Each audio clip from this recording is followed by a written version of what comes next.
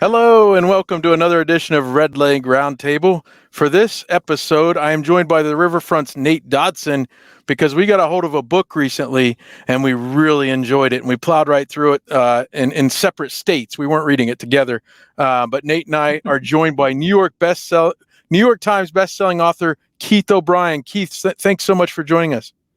Thanks for having me, guys. Pleasure to be here.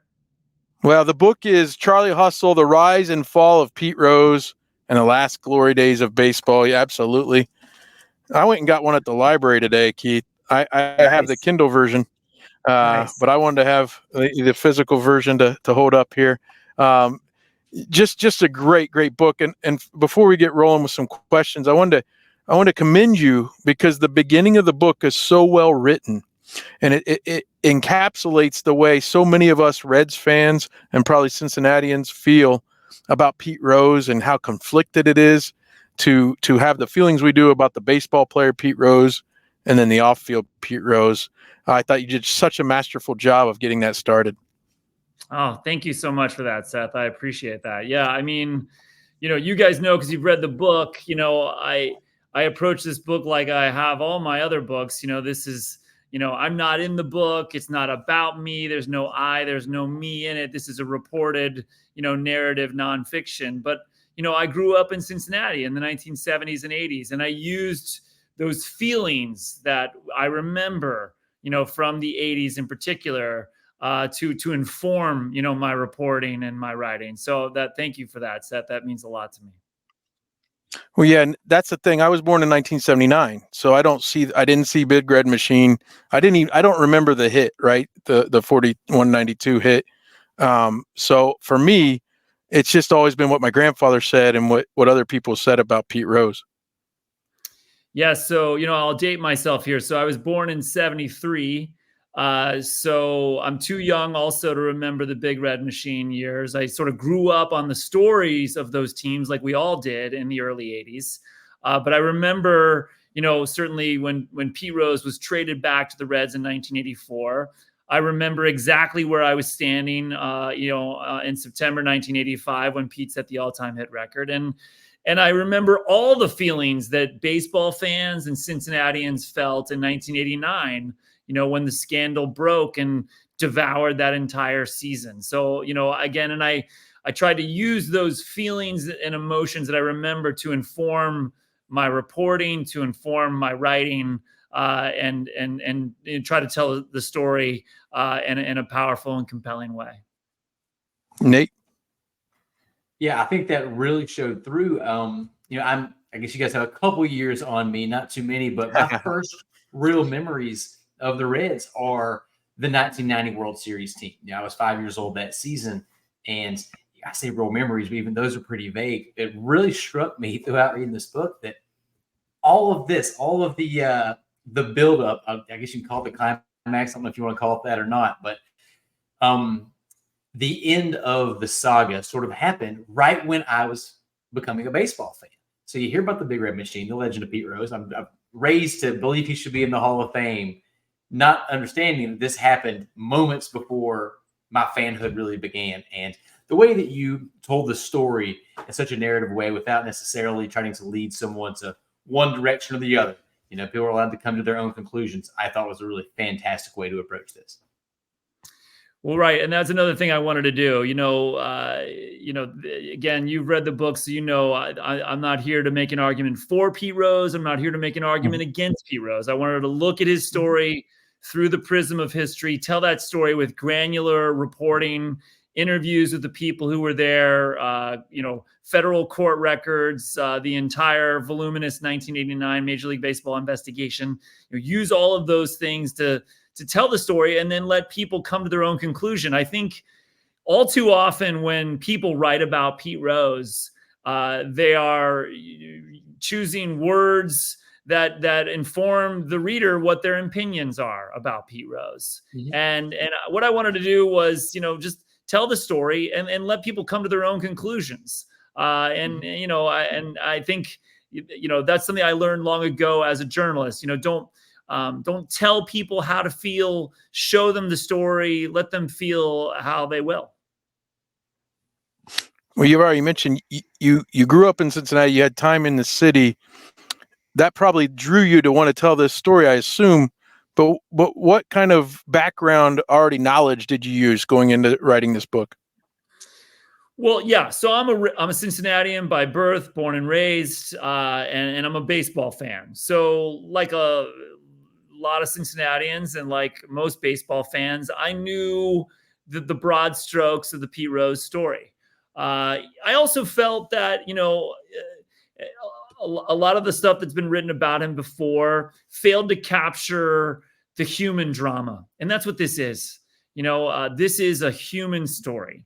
And when you think about Pete Rose as a human, instead of thinking about him as a baseball player, I think it just gets a lot more interesting.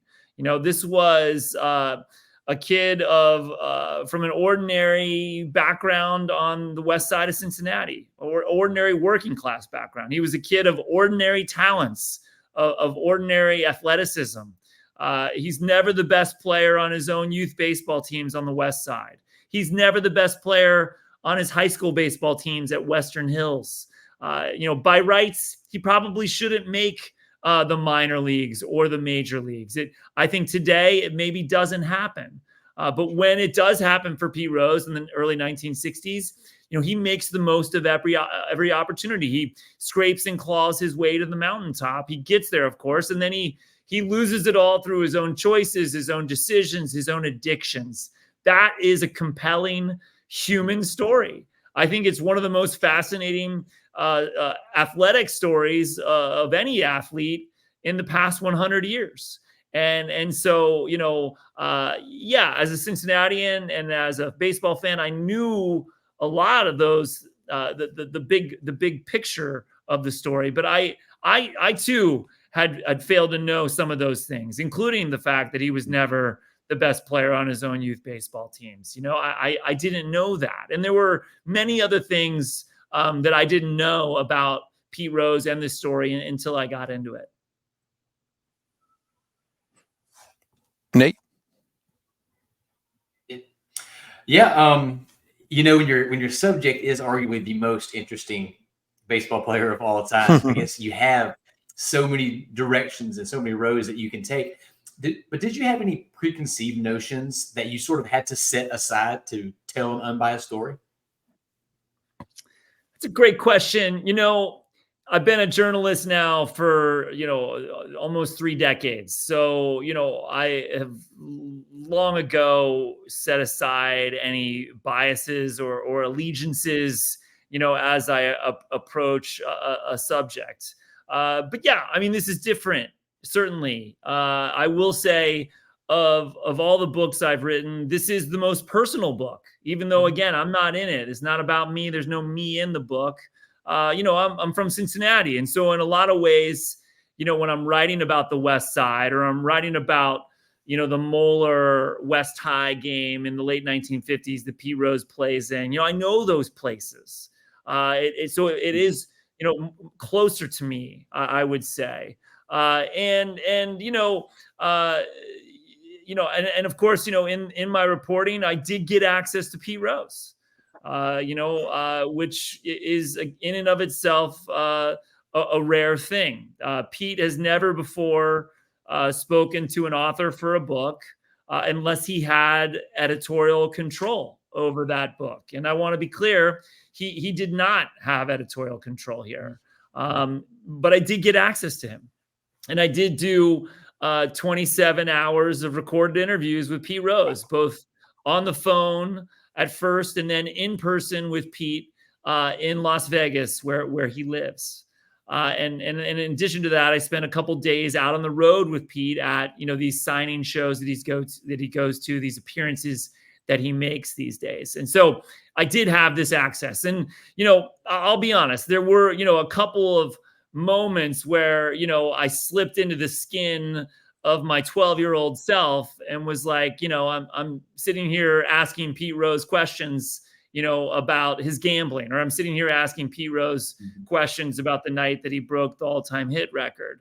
But at the end of the day, I'm a journalist, I'm a historian, and I was pushing Pete. as you know, and as your viewers and listeners will know, as any Cincinnati Reds fan knows, Pete has written his own memoirs about his life. He's written no fewer than a half dozen of them going back to 1970. And, you know, the memoirs are pretty thin on details. Even the one in 2004 where he finally admits that he's been lying all these years, and indeed he has bet on baseball. Even that memoir is very superficial on details. And so, you know, my job was to push Pete, you know, beyond what he had told us before. And really, in a lot of instances, at times I was asking the easiest of questions, like, why? You know, why didn't you tell the truth here? Or why didn't you tell the truth there? What was stopping you from doing that? And I think, you know, I give Pete credit. You know, he did talk to me about things. He did say things to me that he's never said before or talked about before. But ultimately, I do think I pushed Pete as far as he was willing to go, because he did ultimately stop calling me back. He shut down, and I haven't heard from him for some time, even since the book has come out here. I guess on that end, how satisfied were you with how far you got him to go? Were you at points where you weren't as happy as what you hoped you could get? And of course, you probably knew going in, I might not get what I want. Sure. Well, I mean, for starters, again, I felt incredibly grateful that I had access at all. Mm-hmm. Because again, you know, he's never spoken to someone like me before working on a project that he didn't have control over. So I was grateful for any access. Once I did get the access, of course, yeah, now I want to know everything I can know. And again, you know, as I said, Pete did reveal things and talk about things with me that he hadn't talked about before. He talked about, you know, the inception of his gambling, where it started, what it felt like.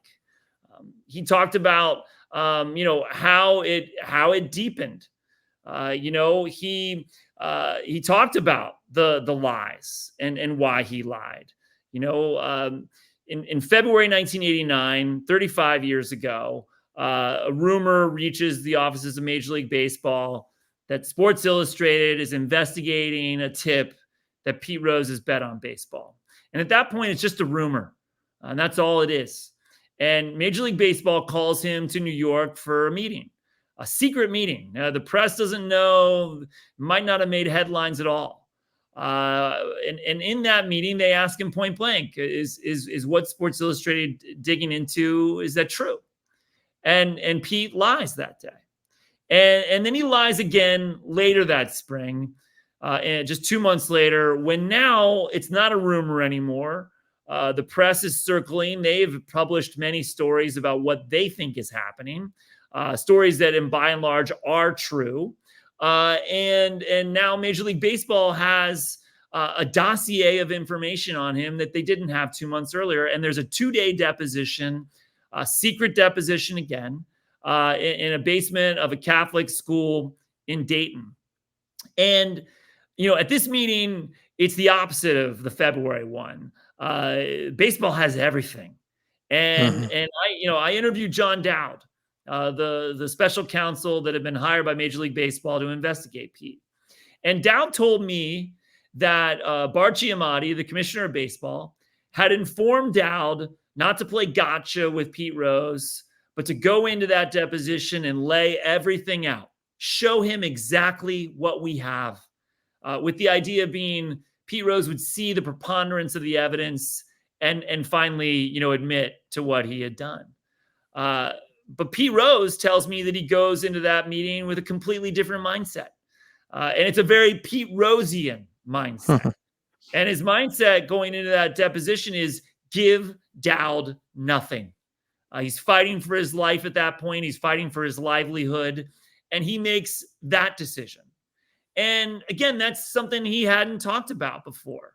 And I think it is, you know, informative to hear that, because I do think it's very Pete Rose. And I think it gets to the heart of his character. You know, and it helped me sort of understand him a little bit more, not forgive him, but understand him. And by that, I mean, I finally identified that Pete Rose succeeded as a player and failed as a person for the very same reasons, for the very same qualities. He succeeds as a player for all the reasons we know as baseball fans. He plays with fury. He will not be vulnerable. He will not bend. He will get in a fight with you at second base to break up a double play. And he believes in his heart at all times that he's going to beat you. He's going to prevail. He's an eternal optimist. And that's a really powerful quality to have as a hitter. But those same qualities, his refusal to be vulnerable, his refusal to bend, his inability to see that he can't fight his way out of this one, are what is ultimately going to bring him down in the end. So all of that was helpful. But back to your question, did Pete tell me everything? No, No. He did.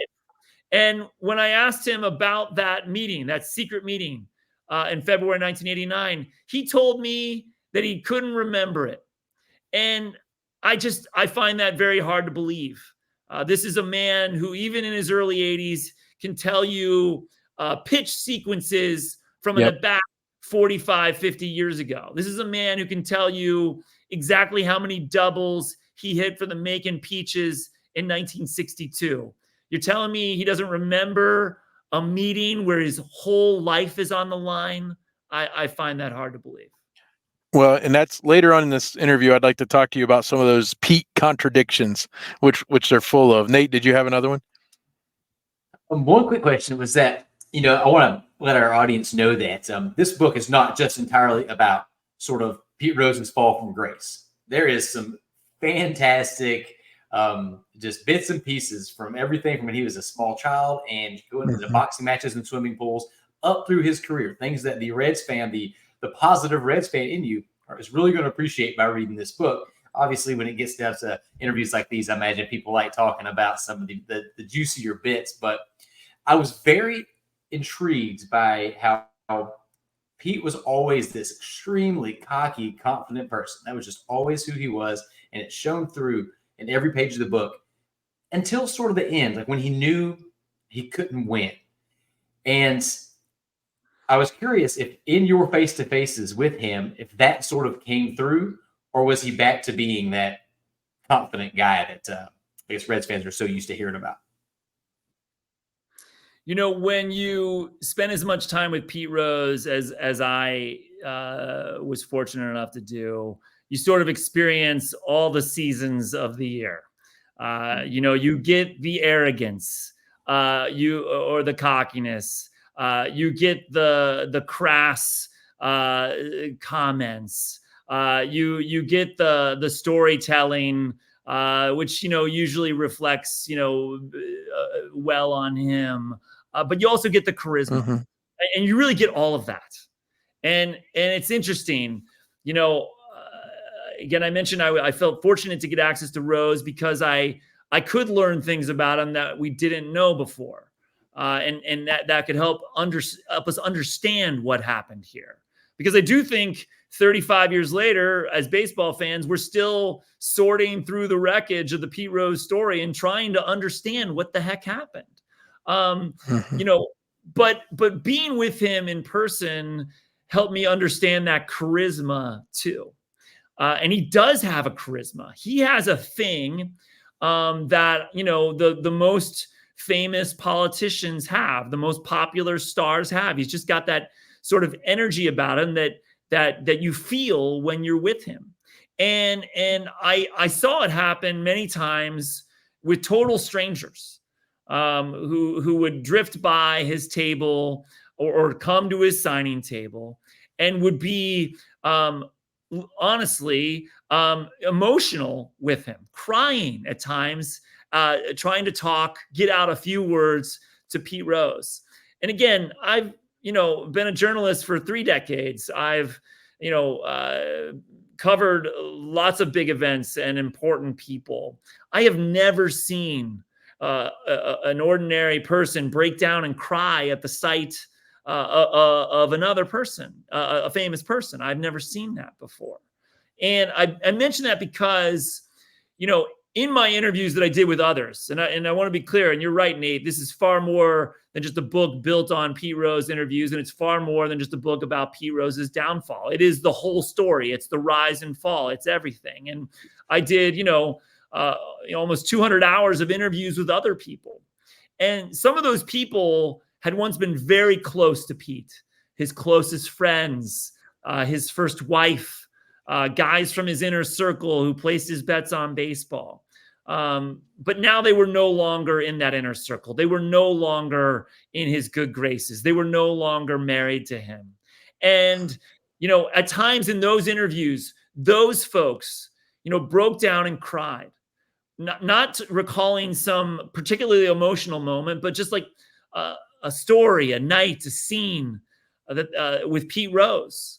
And, I don't think I would have understood why they felt so strongly if I hadn't also had access to Pete and felt even just a fraction of what they had once felt when they were in his inner circle. Hey, so one of the big things with Pete is he came up and I actually got to interview Hal McCoy, the Dayton Daily News sports writer, a few months ago. And he talked about how when he came onto the beat in 1974, all the players, himself, Marty Brennaman, they were all just friends. And a lot of times, even before him, was Scoot Slauson, the sports writer you mentioned many times in the book. These folks, and it happened with Babe Ruth, it happened with Ty Cobb, it happened with all these people. That era was, we don't report on those things. We report on baseball, and we tell the story of how exciting it is and how great he is and all these things. And I think he kind of came across a situation where sometime it just changed, right? And maybe today maybe athletes today are more guarded on purpose, right? Because they know they're on that spotlight. But Pete got caught in the middle of those two eras, didn't he? Well, right. I mean, Pete Rose's professional baseball career spans 30 seasons. I mean, think about that for a second. He's a rookie minor leaguer in June 1960, and he's banned from baseball as a manager in August 1989. 30 seasons. Spoiler alert. And what's that? Spoiler alert. Yeah, as if nobody knew. Yeah, right. Yeah, spoiler alert. Yeah. And I mean, in that time, everything changes. Everything. The whole world changes. But I think Pete doesn't change. At the end, he's just got more money. He's got more power. He's got more fame. But at the baseline, he's the same person he was in the 1960s. And yeah, you're right, Seth. In the 60s in particular, reporters, beat writers had incredible access to the players. And I think also important is there wasn't such a divide in their finances as there is today. A reporter for the Cincinnati Enquirer was obviously not making, Willie Mays money in 1963, but he was making Pete Rose money in 1963. And so, there wasn't that strata between a beat writer and a player. And because they had that intimate access with coming and going in and out of the locker room, they did become friends with them. They traveled with them on the plane. They stayed with them at the team hotel. They often went out carousing with them at night. And so, yeah, they protected them. And, by the late 1980s, that has certainly changed. The players are now making millions of dollars. Reporters are making $45,000 a year if they're lucky. And, they, are also living in a different media landscape, a 24/7 landscape. ESPN, CNN, Sports Illustrated's got an entire investigative team of reporters. All they do is investigate stories. So yeah, the world changes. Pete Rose doesn't change. But I think you hit on something that's important. You mentioned, that players are more guarded today. I don't think it's just that they're more guarded in what they say, although they are. It's that they're more protected. reporters don't have near the access today to athletes as they once did, even just a decade ago. Especially going back 40 years, forget about it. Oftentimes, there are limits on how long or when you can be in the clubhouse. And many times the interviews that are happening with an athlete are happening at a table, at a press conference, in a room with 40 or 50 other reporters. And you got like 7 minutes, and maybe you get in one question, maybe. So it's just a completely different landscape. But I want to get back to something you said, Nate, because you're right. I think even Reds fans have forgotten why we cared about Pete Rose in the first place. The last 35 years, while he's become sort of a caricature of his former self, we forgot why we ever cared. And so one thing I wanted to do with the book was go back and tell that story. As you said, from those modest roots on the West Side, all the way up, to the 1980s. And when you look at Pete Rose's story that way, you realize you simply cannot tell the story of baseball in the 20th century without him. He is in the middle of so many important games, moments, and stories. You can't tell the story of baseball without him. Hey, I wanted to address the chapter where you dealt with Ray Fosse in the 1970 All-Star game at Riverfront Stadium. And I think it's why it gives us a glimpse into the polarizing aspect of Pete as a player. He ran over Ray Fosse in a meaningless, to us today, right, All-Star game, an exhibition. But this was a time when the National League hated the American League. This was a time when Pete was always going to be aggressive, no matter the circumstance. And he took out Ray Fosse at home plate. You dove into extensively the ways that that's looked at differently today, post 2002, when the All-Star game ended in a tie. I loved how you highlighted that. I guess to me, that might be a microcosm, though, of what we're talking about here. Like how we look at people, how we look at athletes has changed, and Pete hasn't, as you've said. Yeah. So, anytime there was a significant moment, the Fosse collision, the 1973 fight with Bud Harrelson during the NLCS, obviously the World Series, the hit streak, the gambling investigation. Anytime there's a crucial moment, I wanted to do a lot of reporting around that. And the Fosse collision in the All-Star game in July 1970 was absolutely one of these moments. I feel like that collision it changes both men's lives forever, one for the good and one for the ill. And,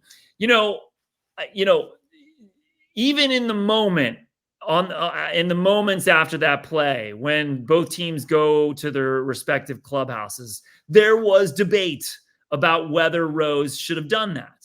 That night, some players thought it was too much.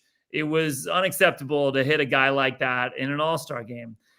I think also notable is that a lot of future Hall of Famers that night said that was 100% the right play. Earl Weaver, the manager of the Orioles, who's managing the American League team that night, thought it was the right thing to do. Hall of Famer. Gil Hodges, the manager of the National League team that night, the manager of the Mets, thought it was the right thing to do. And notably, Leo DeRocher, the manager of the Cubs, future Hall of Famer, is waving Rose down the line. Anyone who is interested in baseball or interested in the Reds and doesn't know this story, I urge you, go on YouTube and find what you can find, because there's a lot of good clips, even just on YouTube. And when you go there, you see that DeRocher isn't just sending him home. He's running down the line with him. He is shouting at him and waving his arms. And even as the collision happens, DeRocher is like only 30 feet away at that point. He's like halfway down the baseline. And so, people in the moment think it's, was the right play. And over time, that shifts.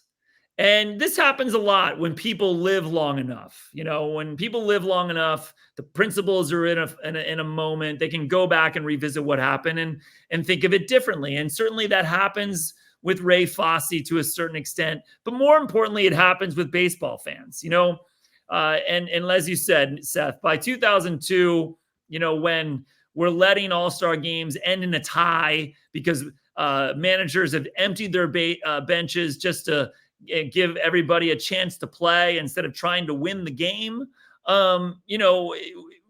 We now struggle to understand why anybody would have hurt another person in a midseason exhibition game. And so this moment becomes like a character flaw in the minds of some people for Pete Rose. Something must be wrong with him if he's willing to play that hard in an exhibition game. And to be fair, there were people who thought that very night in July 1970, but there were a lot of people who didn't. Yeah, that's great. I wanted to touch on a few things that aren't necessarily specifically Pete Rose related. So, Seth, if you have some more questions that pertain to Pete, please, by all means, ask away. But if not, let me go ahead and jump in here. So by the end of the book, Keith, the latter part of the title really, really stuck out to me. It's the last glory days of baseball. And being a little, being almost 40 now, I didn't get to experience it firsthand, but it was everything I ever heard and everything I ever read. And it really shines through in the book. You mentioned 40 million viewers to Game 7 of the 1975 World Series. The 2023 World Series topped out at 6 million viewers.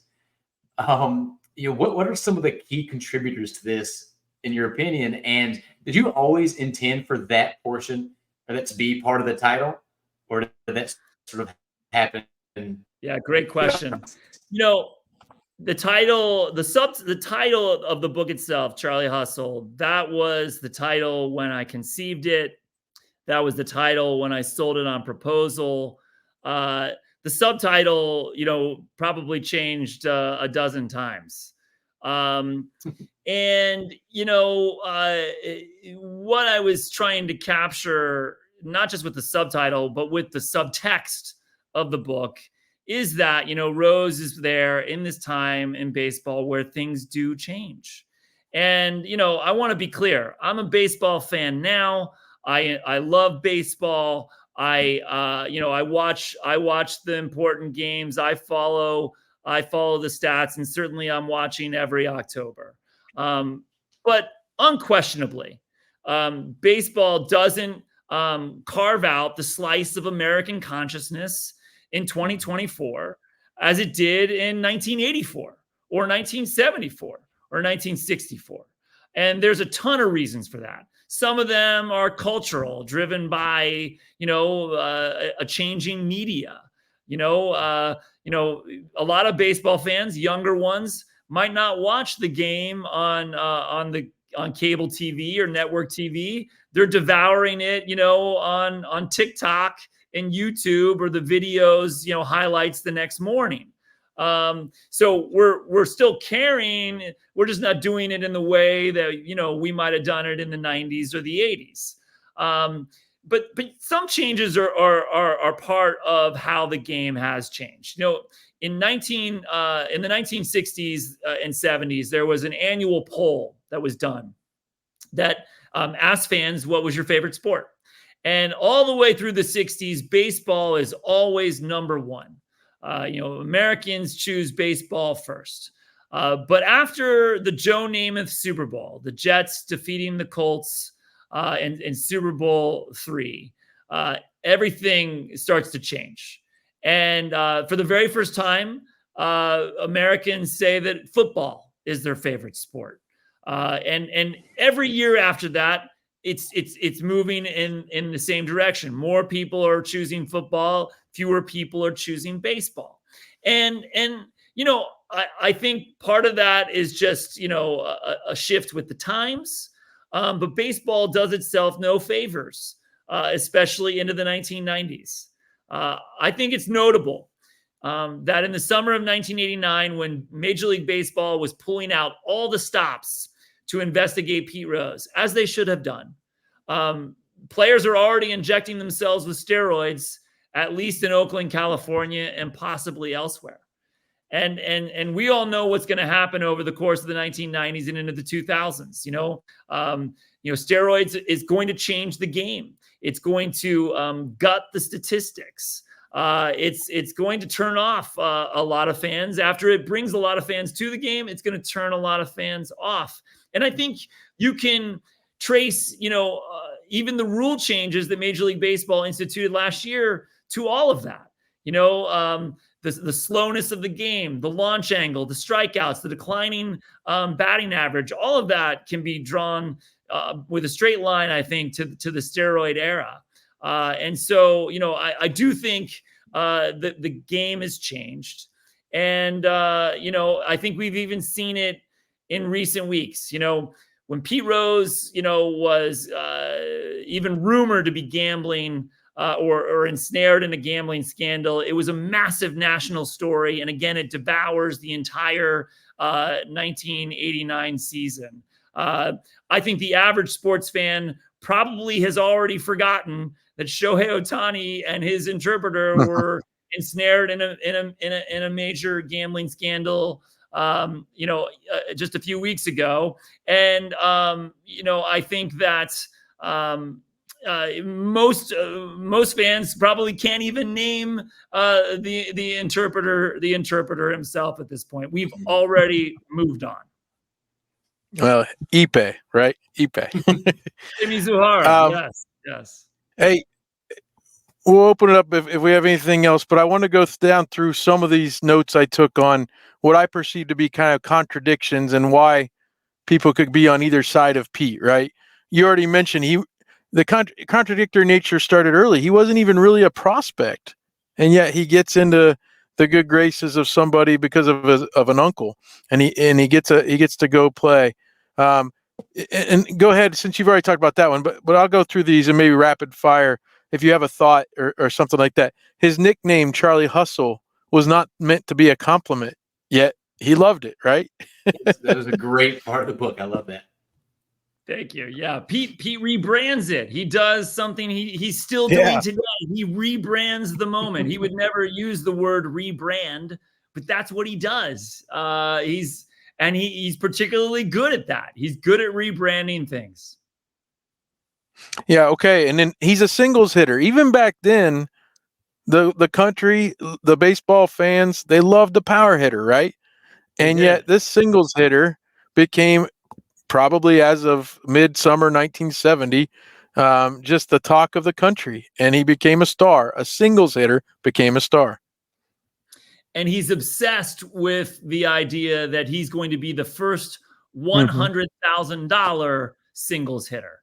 That he's going to reach that milestone. And I think it's interesting. Nate, you mentioned his arrogance earlier, his cockiness. That even comes through in his contract negotiations at a time when players never talked to the press about what they were making or what they wanted to make. Pete Rose was out there politicking in the sports press, telling everybody he was underpaid. He was underpaid, and he should be making $100,000. We mentioned the Fosse collision, but it both elevated and villainized him. We'll move on from there.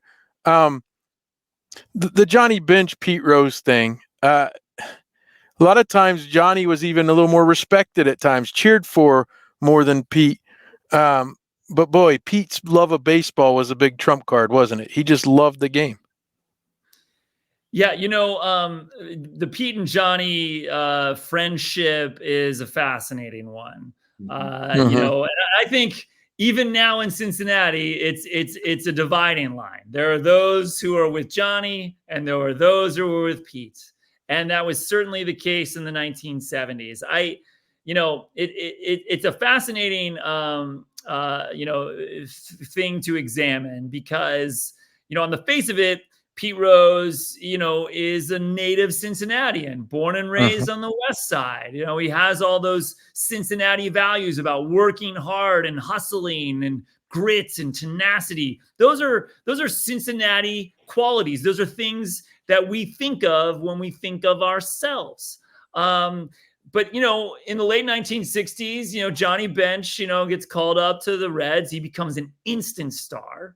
And rookie of the year, a rookie all-star. And by 1970, Johnny Bench, who's several years younger than Pete, is already one of the most famous baseball players in the country. And he's like the opposite of Pete in so many ways. He's younger than him. He's taller than him. He's better looking than him. He's better spoken than him. He's single. Pete chooses to live on the West Side. Johnny gets this, beautiful bachelor pad in Mount Adams. Everything about the two men are different. And yet in some ways, Johnny is more Cincinnati than Pete. Because another thing that Cincinnatians are, again, if we're just going to talk in general terms, is, they're sort of buttoned up, conservative, not politically, I mean, just conservative Midwesterners going to say and do the right thing. And what does Johnny Bench do? He always says and does the right thing. Mm-hmm. And here's Pete Rose saying and doing whatever he wants. And so, yeah, there's a dividing line in Cincinnati on these two men. And I think there still is today.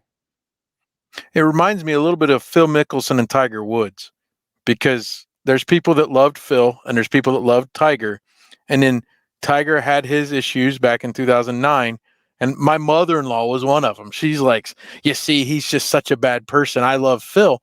And I'm like, well, okay. But then Phil ends up with the gambling stuff himself and some other things with some things maybe he was taking, and he went to live golf. And so it's just the two kind of remind me of each other a little bit.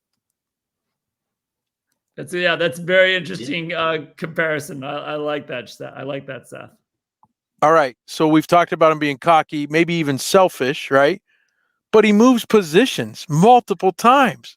That's a contradiction. He moves positions after he's already won a National League MVP to make the team better. He moves back to the infield. He goes from the outfield to playing third base early in the 1975 season when the Reds are struggling, and Sparky Anderson, the manager, is looking for a way to get Ken Griffey and George Foster in the lineup every day. And so he goes to Rose and asks if he'll play third. And, Rose says in the media that week, I don't even own an athletic cup anymore. Yep. He hasn't played infield in like a decade. And the last time he played third was 1964, and it went really badly.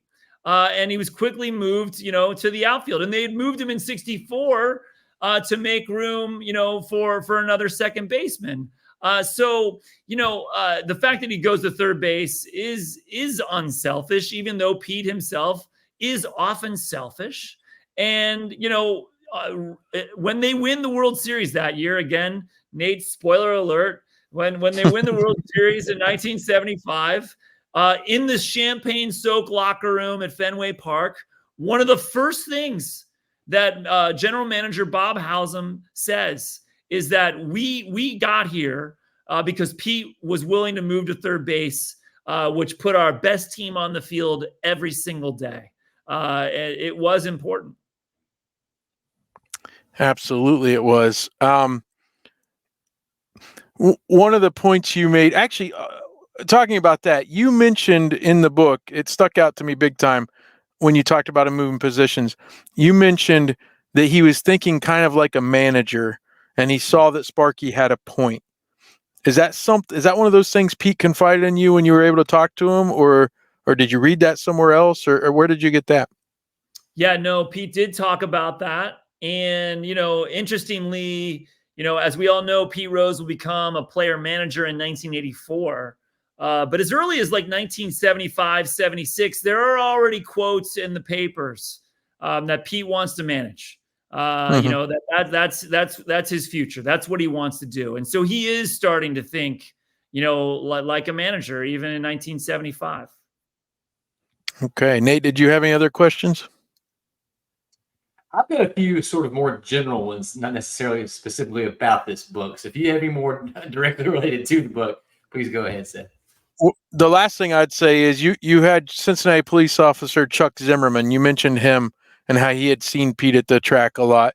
The words you used were he didn't want to know what he didn't know. He didn't want to know what he didn't know about Pete Rose. He knew something was there. And I feel like that speaks to an entire Cincinnati area, Ohio, maybe even baseball fans around the world and the country. It felt like, I mean, how many people maybe went to their grave never knowing how bad a guy Ty Cobb was, right? And so they go to their grave as Detroit Tiger fans thinking that Ty Cobb was just this awesome baseball player. We've learned a lot about Ty Cobb since then, right? In some ways, it would just be so much easier if we only knew him as the baseball player. Well, it would be a lot easier. And I think, again, one thing that my reporting shows in the book is that by at least 1975, so 14 years before he's banned from baseball, 14 years before his problems become a national scandal, there are people in the Reds clubhouse, including Johnny Bench, apparently, who are worried about Pete Rose. So his gambling is sort of an open secret. By 75, 76, 77, 78, it is known. And so, when you start to look at it in that way, you realize that, this story that I'm telling you, this rise and this fall, isn't even a clean rise and a clean fall. Even while he's rising, he is making decisions in the shadows, decisions off the field, choices off the field that are sending him down a path that leads him to his inevitable fall. Go ahead, Nate. That takes care of my Pete Rose questions. Awesome. Well, just a couple of quick ones here. Your background as a journalist is apparent. It's obvious all throughout this book. Were you inspired by any particular authors or journalists to get your career started, or as it specifically relates to this book? Yeah, I mean, inspired, of course, and mentored by many, too many to mention here, but I will mention one. And he is no longer with us. He was a journalist who became a historian and an author by the name of David Halberstam. And anyone who's interested in great baseball books, I would urge you to pick up the ones that David Halberstam wrote. He was a reporter for the Nashville Tennessean and then the New York Times, who, starting in the 1970s and then into the 1980s, became a prolific author. And, he wrote some of my favorite sports books of all time, including October 1964, which is, ostensibly a story of the 1964 World Series, but really is a story of America changing. The 1964 World Series will feature the St. Louis Cardinals, which is a young, diverse, Black and Latino team primarily, versus the old school primarily white New York Yankees. And in telling the story of that World Series, he's really telling a story of America and how we're changing.